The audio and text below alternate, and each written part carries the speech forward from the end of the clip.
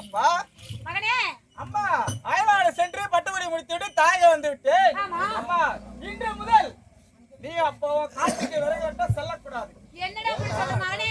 அப்பா வேலை வெட்டிக்கு போனா தண்டை நம்மளுக்கு ஒரு வேளை கஞ்சியாச்சு சாப்பிட முடியும். உண்மைதானம்மா? எனக்கு ஒரு நல்ல வேலை கிடைக்கிற வரைக்கும் காட்டுக்கு விறகு வெட்ட நான் போறேம்மா. அப்படியா? ஆமாம்மா. சரிடா மகனே, காட்டுக்கு விறகு வெட்ட போனா கூட 4 திசையில் வட திசை மட்டும் செல்லக்கூடாது. அப்பா இருப்பது 4 திசை, இது வட திசை சென்று விறகு வெட்டக்கூடாது கிடைக்கின்றார். ஆமாடா